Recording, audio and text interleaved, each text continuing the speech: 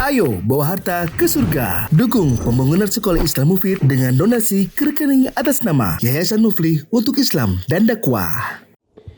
Bismillahirrahmanirrahim. Assalamualaikum warahmatullahi wabarakatuh. Alhamdulillah wassalatu wassalamu ala Rasulillah wa ala alihi wa ashabihi wa man wala.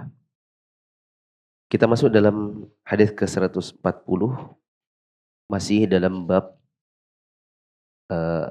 kunyil yatimi kal abir rahim, menjadi seorang ayah yang penyayang laksana ayah kandung terhadap anak yatim. Hadis ke-140, Musa mengabarkan kepada kami, ia berkata, Salam bin Abi Mu'ti mengabarkan kepada kami, an Asma'a ibni Ubaidin qal. Dari Asma bin Ubaid ia berkata, Qultu libni Sirin, indi yatimun. aku berkata kepada Ibnu Sirin, aku mempunyai seorang anak yatim. Qal isna' bihi ma tasna'u biwaladika, idribhu ma tadribu waladak. Ia lalu berkata, berbuatlah kepadanya seperti apa yang engkau perbuat kepada anakmu, dan pukullah ia seperti engkau memukul anakmu. Asma bin Ubaid pernah menceritakan kepada Ibnu Sirin. Ibnu Sirin salah seorang tabi'in. Ibnu Sirin dia berkata, aku punya anak yatim. Atau mungkin dia mengasuh anak yatim. Maka Ibnu Sirin mengatakan, berbuatlah kepada anak yatim yang engkau asuh ini sebagaimana engkau berbuat kepada anak kandungmu. Dan pukullah ia sebagaimana engkau memukul anak kandungmu. Nah, ini perkataan beliau. Kandungan hadis 1. Setiap muslim wajib mengurus anak yatim sebagaimana halnya ia mengurus anaknya sendiri. Ya, jika dia punya anak yatim asuhan. Adapun mengasuh anak yatim itu sendiri bukan wajib.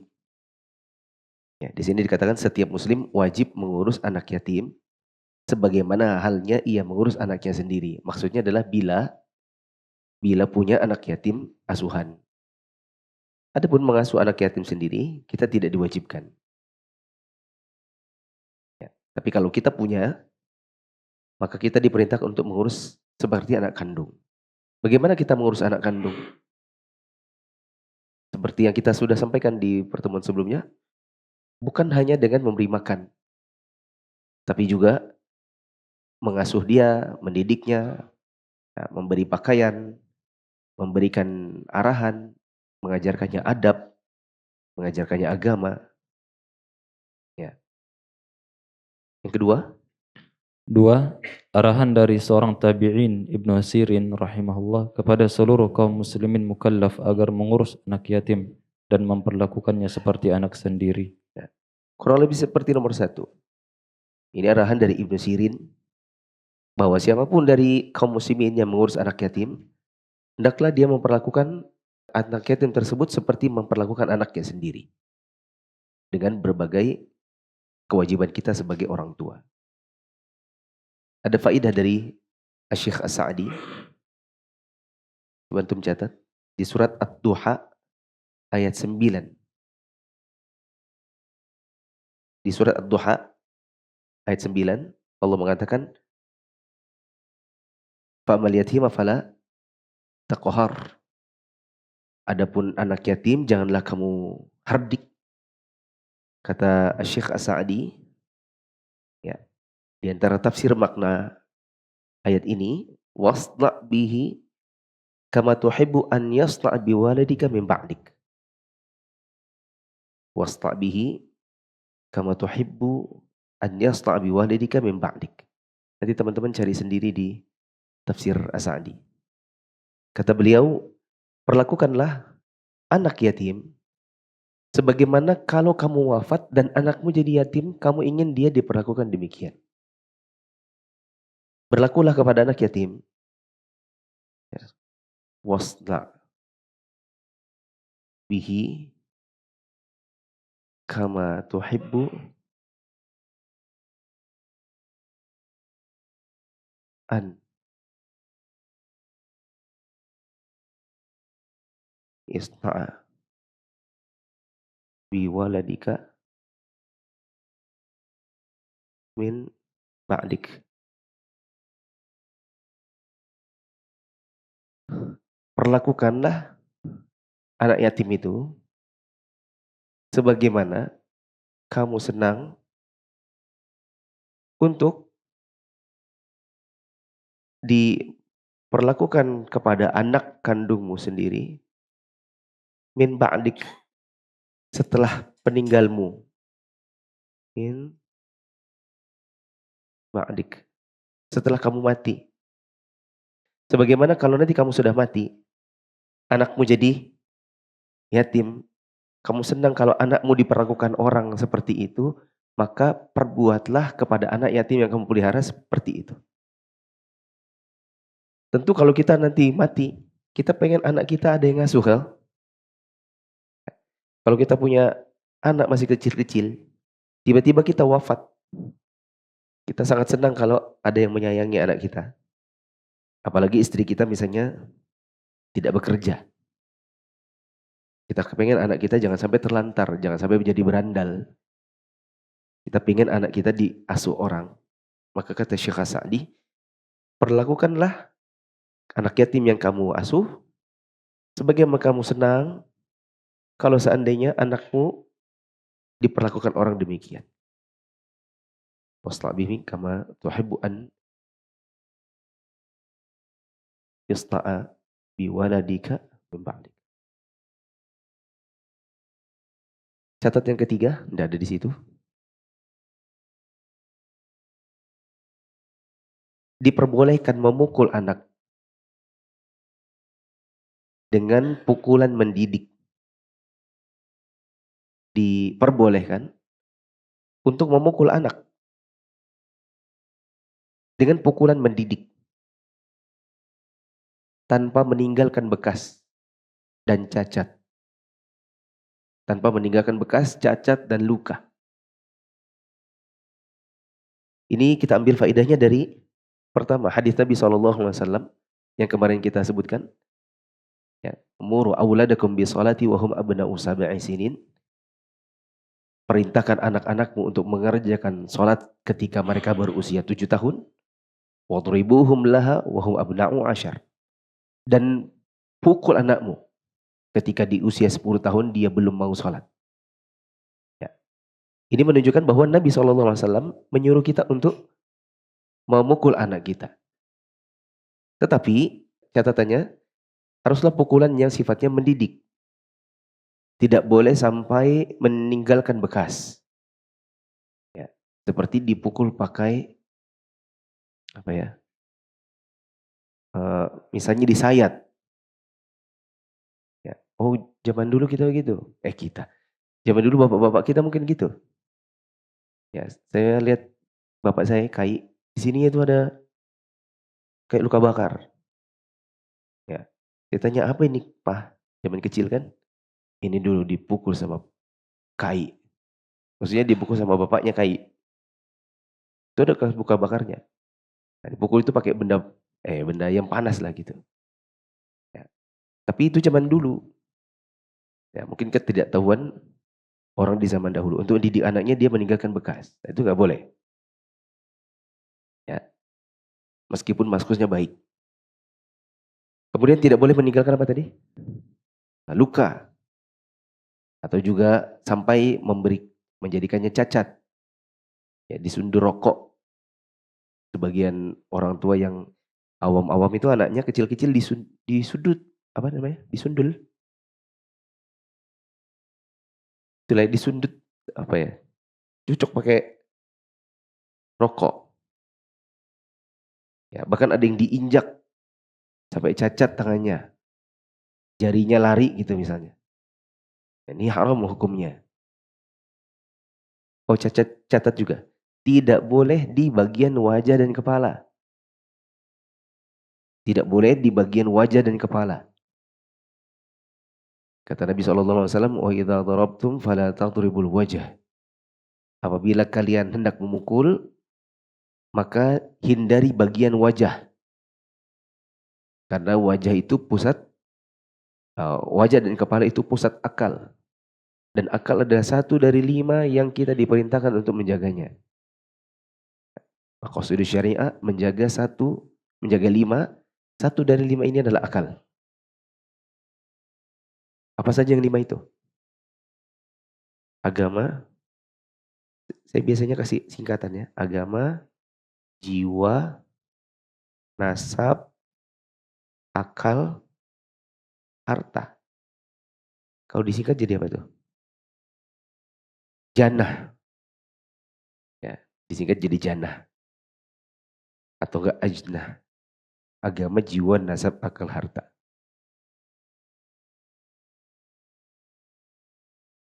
Hati-hati juga terhadap dai-dai yang suka menyesatkan umat dengan dia merasa dirinya pintar. Sehingga bebas untuk menafsirkan sesuai dengan akalnya sendiri. Dia katakan hadis Nabi SAW, "Wadribuhum laha wa hum abna'u asyar." Pukullah anakmu saat mereka di usia 10 tahun tidak mau sholat. Kata dia, ini terjemahan yang salah. Dia bilang yang benar bukan dipukul, tapi diberi contoh. Ya. Jadi di dalam bahasa Arab katanya, doroba itu tidak selalu mukul. Tetapi diberi contoh. Sebagaimana firman Allah, daraballahu mathalan lilladzina amanu imra'ata Fir'aun. Innallaha la yastahi ay yadriba mathala. Ini kita katakan, ini orang ini jurusannya bahasa Arab, tapi kok kayak nggak ngerti bahasa Arab. Masih mending kalau jurusannya teknik, terus nggak ngerti bahasa Arab masih oke gitu. Merasa diri paling pintar bahasa Arab, sehingga bebas menerjemahkan dalam bahasa Arab, padahal ternyata justru menjadi tanya-tanya besar. Ngerti bahasa Arab nggak tuh? Dalam bahasa Arab, memberi contoh itu kalau doroba tambah misal atau masal atau misal. Sebagaimana dalam contoh ayat tadi, Allah memberikan contoh. Daraballahu mathala. Apa? Lilladzina amanu. Contoh untuk orang-orang yang beriman atau sebagaimana perwakilan orang beriman. Siapa dia? Istrinya Fir'aun. Sesungguhnya Allah tidak malu untuk memberikan contoh hanya dengan ba'udah. Apa ba'udah? Seekor nyamuk. Ya. Itu kalau ada doroba, ada misal, ada masal. Tapi kalau setelah doroba, langsung objeknya, seperti wadribuhum. Anak-anakmu itu dipukul, didorop. Sementara mereka tidak mau untuk mengerjakan sholat pada usianya sudah 10. Maka dari setelah dorob langsung objeknya, maka ini namanya pukul. Ya. Kalau ada orang tidak ngerti bahasa Arab, kemudian dia sok-sok ngerti bahasa Arab, seperti ada dai itu. Ada dai itu saya nggak tahu namanya. Dia bilang al-qari'ah. Itu salah itu. Al-qari'ah, mal-qari'ah, wa madraka mal-qari'ah. Dia bilang qari'ah itu seorang wanita yang membaca. Katanya. Tapi maklum kalau yang itu memang tiba-tiba jedai gitu. Nah kalau orang yang katanya S1, S2, S3 bahasa Arab, terus nggak ngerti yang kayak gitu, itu malah jadi tanda tanya. Kuliah beneran gak nih? Ijazah beli apa? Atau jangan-jangan terlalu sok pintar. Semua mau diartikan sesuai dengan akalnya sendiri. Itulah kenapa dari dulu saya sering bilang kalau lagi kritik. La tatakalam fi mas'alatin laisa laka fiha imam. Tidak usah bicara agama yang kamu tidak punya pendahulunya dari kalangan para ulama. Nanti salah-salah jadinya. Ngajarin ke kaum muslimin itu malah salah-salah. Ya, seperti yang sudah berlalu tentang kasus surat pemusik, surat penyair. Asy'ara kok jadi surat pemusik? Nabi jadi punya musisi. Ya, kok diulang-ulang terus gitu? Kebiasaan yang memang tidak masuk di kepalanya. yaitu berbicara tanpa imam, tanpa pendahulu dari kalangan ulama. Ya. Nah, itu tidak benar. Kalimat bahwa doroba di sini bukan pukul, tapi memberi contoh. Anaknya dikasih contoh. Bukan. Yang benar adalah anak yang dipukul. Dengan catatan tadi, pukulannya tidak boleh memberi cacat, bekas, luka, dan tidak boleh di bagian kepala atau wajah. Intinya saya bilang, memang kita harus betul-betul hati-hati untuk belajar agama. Tidak setiap orang yang mengklaim dirinya itu adalah ahli ilmu, layak untuk diambil ilmu. Bahkan ahli ilmu yang sebenarnya itu tidak pernah mengklaim dirinya ahli ilmu. Sedangkan yang ahli ilmu yang ala-ala, itu yang suka memposisikan dirinya seperti ahli ilmu lalu bebas ngomong agama. Bab 78, babun fadlul mar'ati idza tasabarat ala waladiha wa lam tatazawwaj. Keutamaan wanita apabila dia tabah setelah ditinggal wafat suami, menjadi seorang janda, lalu dia sabar dalam mengurusi anaknya, lalu dia tidak menikah lagi. Kita baca kata Imam Al-Bukhari di riwayat ke-141, Abu Asim mengabarkan kepada kami dari Nahas bin Qahm, dari Syaddad bin Ammar, an Auf ibn Malik radhiyallahu an Nabi sallallahu alaihi wasallam. Dari Auf bin Malik dari Nabi sallallahu alaihi wasallam, beliau bersabda, Qal ana wa imra'atun saf'a'ul khaddain. Beliau bersabda, aku dan wanita yang kedua pipinya menghitam, Imra'atun a'imat min zawjiha. wanita yang menjadi janda karena suaminya meninggal, Fasabarat ala waladiha. lalu ia bersabar atas anaknya ibarat dua jari ini di surga. Ya, belum selesai. Kahataini fil jannah.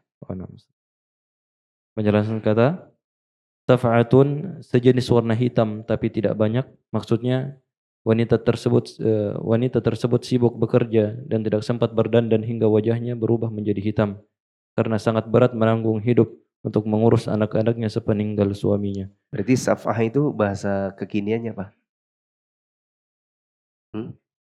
Apa?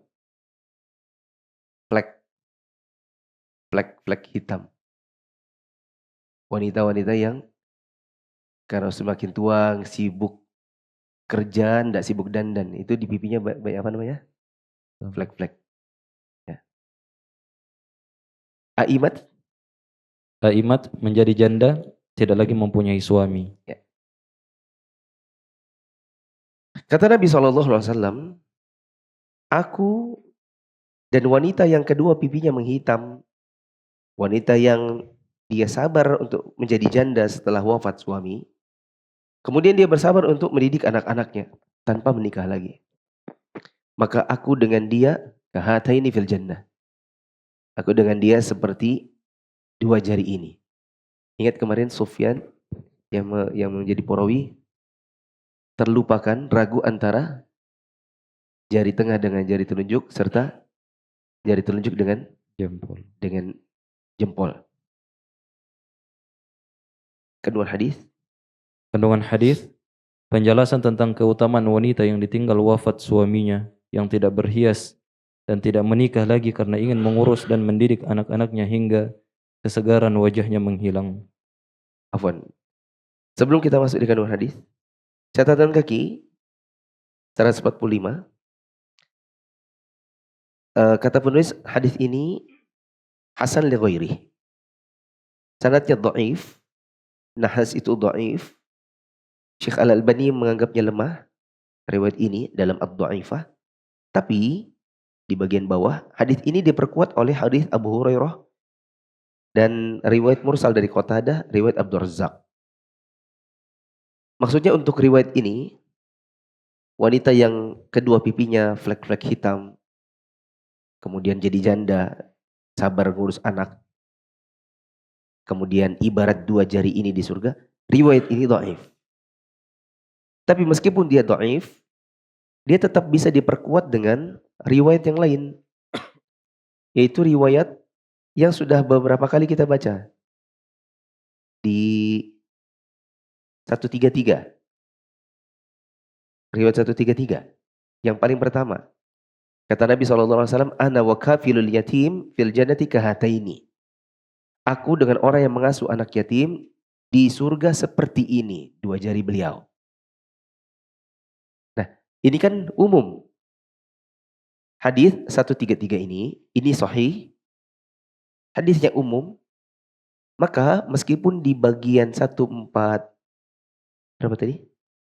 141, di bagian 141 ini dhaif, tapi perempuan ini masuk dalam riwayat umum 133. Bisa dipahami?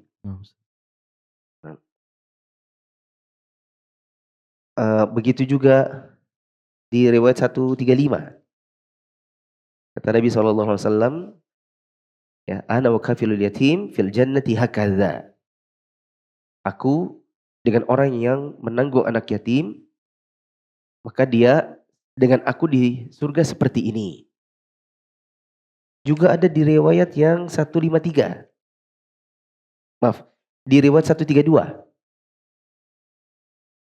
Kembali kepada riwayat 132 yang seorang perempuan bawa dua anak perempuannya ketemu Aisyah. Sama Aisyah dikasih apa? Satu butir kurma. Sama perempuan itu diapain? Dibelah dua dikasih anaknya perempuan. Ya. Perempuan ini menakjubkan karena dia dahulukan anak-anaknya. Perbuatan Aisyah tak kalah menakjubkan karena Aisyah juga cuma punya kurma itu tok. Ya. Lalu di bab 74 ini di riwayat 132 disebutkan menya'ulu yatiman lahu. Bab tentang keutamaan orang yang mengurus anak yatim kandungnya. Maka riwayat 141 tadi meskipun dia dhaif, penguatnya banyak. Nah, saya dengarkan kajian Syekh Abdul Razak. Syekh Abdul Razak juga bawakan satu riwayat tambahan. Kata Nabi SAW, riwayat tambahan ini memperkuat ini. Dan ini betul-betul konteksnya perempuan di riwayat yang ini. Kata beliau, Syekh Abdul Razak, ada riwayat penguat yang lain, yaitu hadis Nabi SAW, tasaddaqna ya ma'asyaran nisa'i walau min huliyikun. Bersedekahlah wahai seluruh wanita, walau min huliyikun, walaupun dengan perhiasan-perhiasan kalian. Ketika mendengar ini, maka Zainab berkata, ya, aku pulang ke rumahku. Zainab di sini istrinya Abdullah bin Mas'ud. Zainab berkata, ketika mendengar sabda ini, bersedekahlah wahai wanita, meskipun dengan perhiasan kalian. Saya pulang menemui suami saya, Ibnu Mas'ud. Kemudian saya berkata kepadanya, kamu kan, maaf suamiku kan kamu miskin. Ya, wajar juga kalau kemudian Zainab ini kalau dia punya zakat mal, dia kasih ke suaminya. Apakah boleh? Boleh. Kenapa? Karena istri tidak wajib nafkahi suami. Ya, engkau adalah orang miskin. Bisakah kamu bertanya kepada beliau, bagaimana jika aku bersedekah tapi kepada keluarga saja? Kan Nabi bilang bersedekahlah meskipun dengan perhiasan kalian. Coba tolong tanyakan kepada Rasul, engkau kan miskin. Bagaimana kalau aku ini bersedekah tapi kepada keluargaku saja? Ya. Jadi aku tidak perlu mengalihkan sedekah itu ke tempat yang lain. Maka Ibnu Mas'ud mengatakan, kamu sajalah yang tanya. Soalnya tidak enak nanti kalau saya yang tanya. Kayak seolah-olah saya yang mau gitu. Ya kan? Masa suami yang miskin kemudian dia ngomong sama Nabi, ya Rasulullah, bagaimana kalau perempuan sedekah sama kami aja? Seolah-olah yang butuh di sini siapa? Si suami. Ya. Maka pergilah aku, kata Zainab. Karena suamiku bilang kamu aja yang tanya, saya pergi. Sampai di depan rumah Rasulullah SAW, aku dapati ternyata ada wanita Ansor yang lain yang ternyata namanya sama. Siapa? Zainab. Cuman Zainab ini beda. Zainab yang ini istrinya Abu Mas'ud Al-Ansari. Kalau yang tadi istrinya Abdullah bin Mas'ud. Kalau yang sudah duluan datang istrinya Abu Mas'ud. Aku tanya mau ngapain? Ternyata pertanyaannya sama. Ya. Dan sebagaimana orang-orang kalau ingin bertemu dengan Rasul selalu diliputi rasa sungkan. Kebetulan Bilal keluar mendapati kami. Ya. Karena Bilal lewat, maka kami bilang, Bilal, tolong dong. Kamu aja yang tanya. Kami mau nanya, bisakah? Apa tadi? Sedekah kami buat keluarga aja. Kan Nabi tadi suruh kami sedekah meskipun dengan perhiasan. Tapi tolong ya, jangan bilang kami yang tanya. Begitu. Maka Bilal masuk kepada Rasulullah SAW. Ada perempuannya Rasulullah nanya begini. Maka Nabi tanya, siapa perempuan yang mana itu? Nah, tapi karena Nabi sudah tanya, tidak mungkin amanahnya Zainab ini, kan katanya jangan kasih tahu. Oh, Nabi yang tanya, masa nggak dikasih tahu? Maka Bilal pun jawab, si Zainab. Ya, dia bersama wanita Ansor yang lain. Ya. Maka beliau tanya, Zainab yang mana? Ya. Kan Zainab ada banyak, istri Nabi Zainab juga, anaknya Nabi juga ada Zainab, istri Nabi 2 Zainab. Ya. Ya. Zainab yang mana? Maka Bilal mengatakan, Zainab istrinya Abdullah bin Mas'ud. Oh, paham sudah. Ibnu Mas'ud kan miskin. Ya. Wajar kalau kemudian istrinya mau bersedekah untuk keluarganya, dalam hal ini juga suaminya. Maka Rasulullah SAW mengatakan, untuk mereka dapat 2 pahala. Yaitu pahala menyambung silaturahim dengan kerabat, dan pahala karena bersedekah. Ini dengan keluarganya saja. Bagaimanatah lagi dengan perempuan yang sudah wafat suaminya, dia jadi janda. Kemudian dia tidak nikah lagi. Kenapa dia tidak nikah lagi? Supaya fokus ngurusi anak-anaknya. Kata Syekh Abdul Razak, mungkin dia ingin fokus sama anak-anaknya. Karena kalau nanti dia nikah lagi, suaminya suruh-suruh dia tidak bisa menolak. Karena istri wajib taat sama suami. Ya. Lalu dia khawatir dia berbagi waktu itu sulit. Ya. Di satu sisi harus naati suami baru, di satu sisi ingin mengasuh anak-anak dari suami lama. Maka akhirnya wanita ini memilih untuk tidak menikah lagi. Maka Nabi SAW mengatakan, wanita yang demikian bersama aku di surga kahataini. Seperti 2 jari ini. Kandungan hadis, diulang. Kandungan hadis. Kandungan hadis, penjelasan tentang keutamaan wanita yang ditinggal wafat suaminya, yang tidak berhias dan tidak menikah lagi, karena ingin mengurus dan mendidik anak-anaknya hingga kesegaran wajahnya menghilang. Wanita, kalau dia tipenya memang ngurus sendiri di rumah, betul-betul ngurus sendiri. Dia nyuci sendiri, masak sendiri, ngurusin anak sendiri, mandikan anak sendiri, didik anak sendiri. Ingat zaman dulu nggak ada sekolah. Ya, zaman dulu anak-anak nggak sekolah. Yang didik siapa? Orang tuanya atau dia cari ahli ilmu untuk dipanggil privat anaknya. Ya. Tapi kalau wanita-wanita di zaman sekarang semuanya ngurus sendiri, sudah nggak ada lagi kesempatan untuk pakai skincare. Ya, malam pakai toner, mau pakai krim malam mana sempat lagi. Ya. Maka biasanya wanita yang seperti ini karena sudah capek, flek hitamnya sudah muncul sehingga pipinya pun menghitam. Ya, demikian kita dapati pada wanita-wanita kebanyakan. Maka ada pahala yang besar di sisi Allah bagi mereka. Apa tadi pahalanya? Nah, dicatat di situ. Pahalanya ada 2. Pahalanya adalah 1 pahala sedekah, yang kedua pahala silaturahim. Sebagaimana dalam riwayat Zainab tadi. Ya, karena Nabi SAW menjawab, iya bagi wanita yang demikian 2 pahala, yaitu pahala silaturahim dan pahala sedekah. Beberapa hari lalu saya bikin video pendek, dipotong, video pendek kajian di Nasai, dipotong, dan rupanya bab ini banyak orang baru tahu. Karena saya lihat di Facebook aja mungkin itu sudah, mungkin ada kali 100.000 view. Kalau di Instagram berapa? Mungkin sudah 100.000 lebih. Ya. Banyak orang yang baru sadar gitu. Ternyata kita bisa ngasih zakat itu langsung ke keluarga. Itu satu.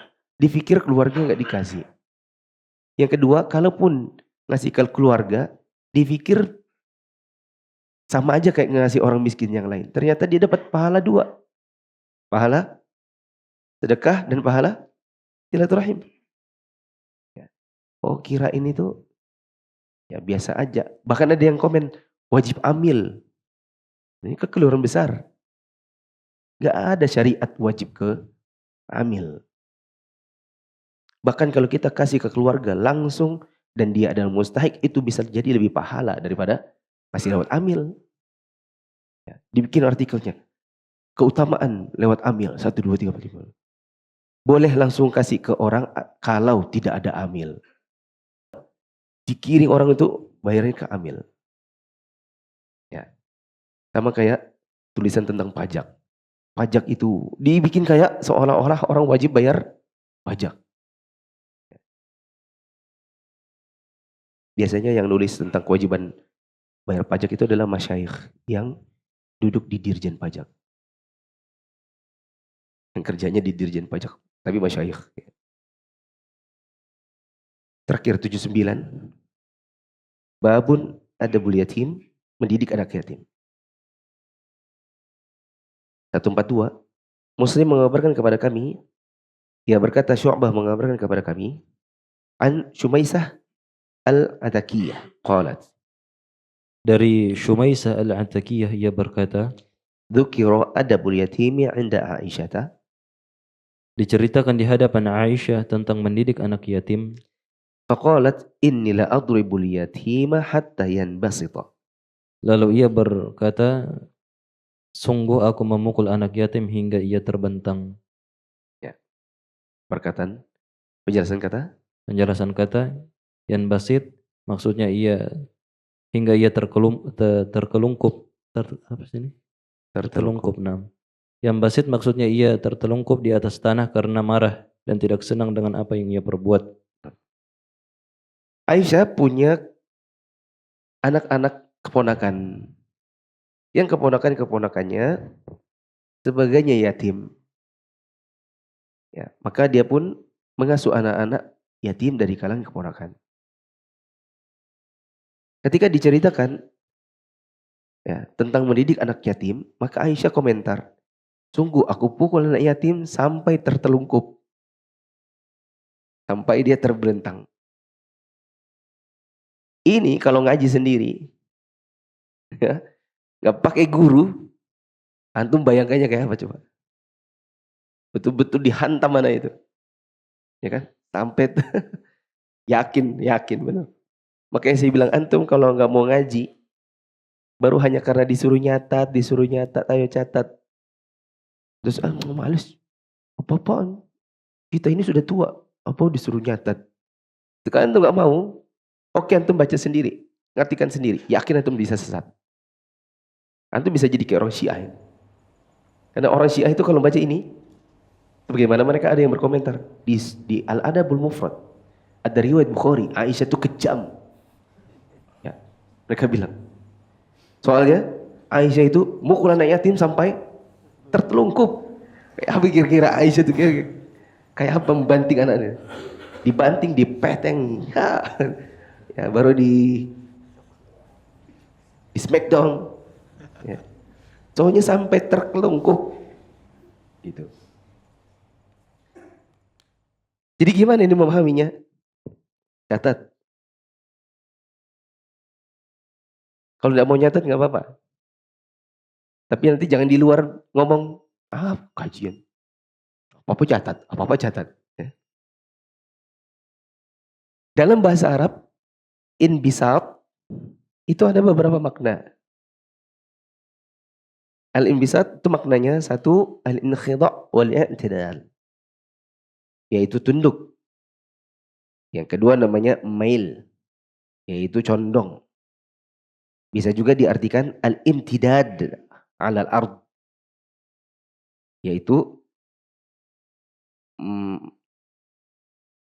terlentang. Al-inbisat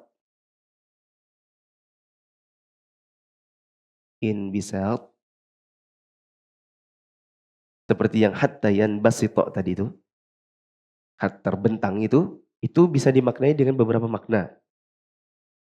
Bisa maknanya adalah al-inkhidha' wal-i'tidal.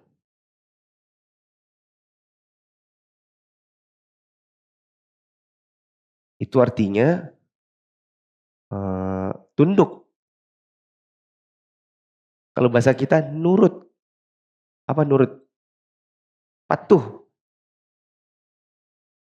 Sehingga bisa dimaknai, maksudnya Aisyah itu, kalau perlu saya pukul. Sampai dia nurut. Misalnya bilang, bibi mau kalian sholat. Kan Aisyah bibinya kan. Dia ngurus anak yatim tadi siapa? Keponakan. Harus sholat. Sudah 10 tahun. Kalau tidak mau bahkan dipukul. Ya. Nurut gak? Nurut. Ayo pergi sholat. Kalau perlu saya pukul sampai dia nurut. Nggak mesti di smackdown. Gitu. Sebagaimana kata orang Syiah. Dua, bisa jadi maksudnya adalah al-mail. Sampai dia condong. Bisa juga dinamakan nyaman. Atau yang semacam itu. Bisa juga diartikan al-imtidad 'alal ard. Al-imtidad 'alal ard, yaitu terlentang, terbentang.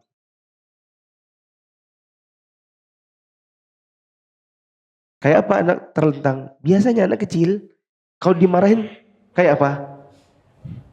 Bagaimana anak kecil kalau dimarahin? Antum dulu kayak apa?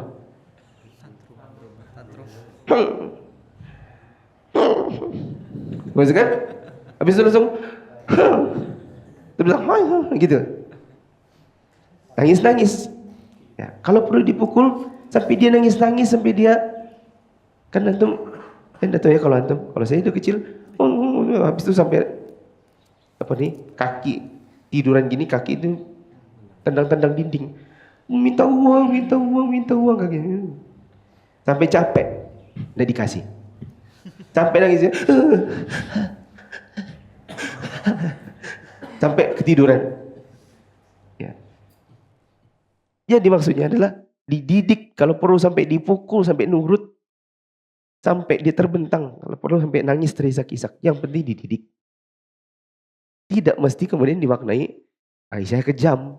Sebagaimana perkataan orang-orang Syiah. Mereka bilang orang-orang jahiliyah zaman dulu tidak ada tuh yang mukul anak sekejam Aisyah. Kata mereka. Kita bilang orang-orang zaman jahiliyah dulu bahkan bunuh anak perempuan. Ayo. Saya nyari-nyari di Syekh, cuman bisa di Syekh Abdul Razak nggak dapat. Buka-buka ada Ustadz Firanda.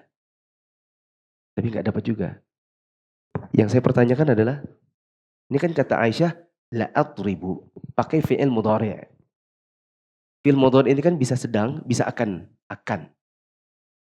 Jadi tidak bermakna Aisyah itu pernah.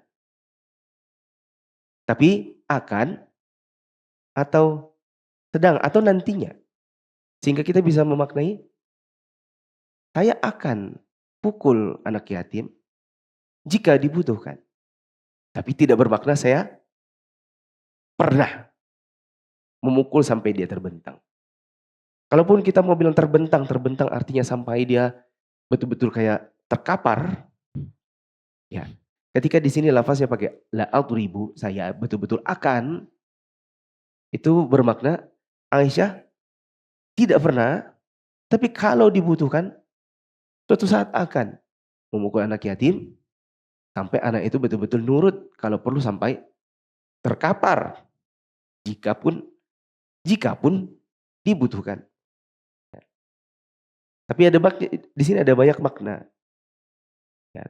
Tapi tentunya kita tidak mungkin memaknai Ibunda Aisyah melakukan yang demikian, karena Aisyah dididik oleh Nabi SAW sebagai istri dari zaman dia kecil. Aisyah kan dinikahi oleh Nabi sejak usia 6.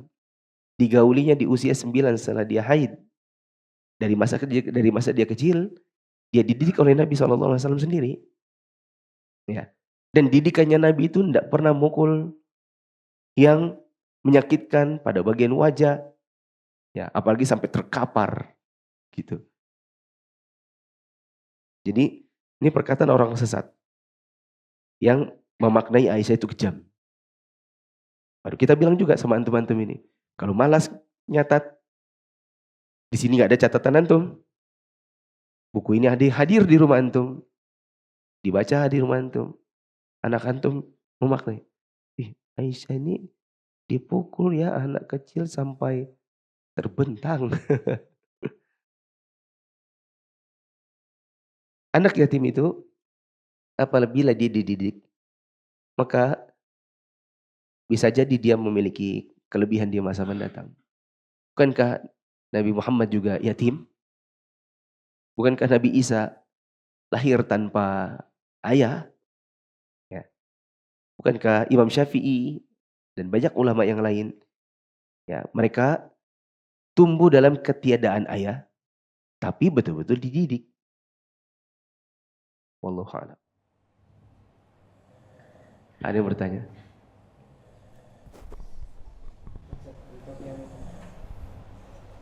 Perintah untuk mengasuh anak yatim ini apa juga berlaku bagi seorang musyrik yang mengasuh anak asuh?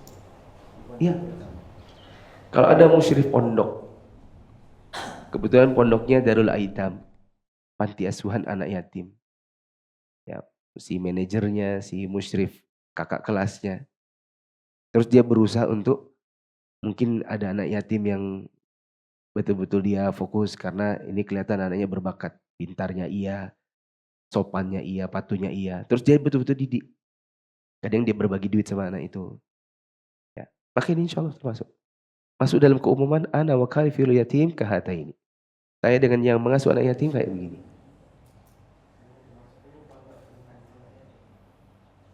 Oh, di sini yatim. Ya.